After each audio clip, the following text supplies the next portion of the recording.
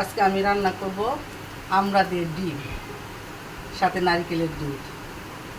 এটা আমি শিখেছি, আমার খালা আছে, ফুলমতি খালা। এটা একটা যশোরের ঐতিহ্যবাহী রান্না।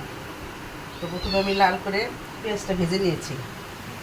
এখন আমি এর ভিতরে অল্প একটু পানি দিয়ে দেব। এখানে সব রকমের গুঁড়া মশলা দেওয়া আছে: লবণ, কাঁচামরিচের গুঁড়া, শুকনো মরিচের গুঁড়া, ধনিয়ার গুঁড়া, হলুদ। এখন আমি এটা দিয়ে দেবো। এই মশলাটা সুন্দরভাবে নেড়ে চেড়ে কষিয়ে নেব।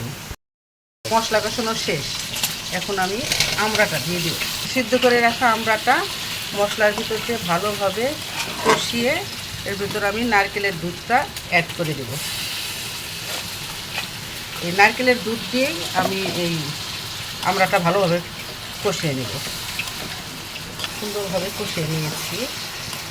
এখন সিদ্ধ হওয়ার জন্য যতটুকু পানির প্রয়োজন, এখন আমি পরিমাণ মতো পানি দিয়ে দেব।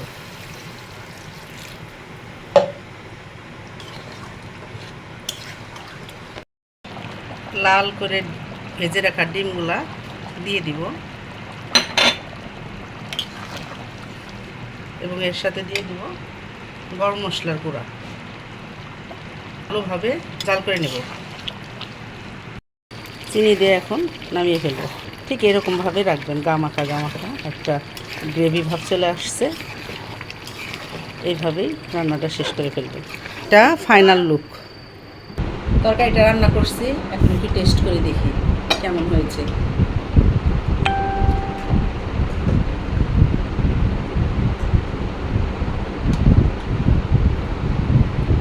বিসমিল্লাহির রহমানির রহিম।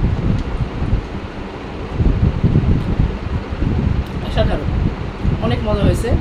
প্লিজ আপনারা একদিন ট্রাই করে দেখবেন। ভালো থাকবেন, আবার দেখা হবে।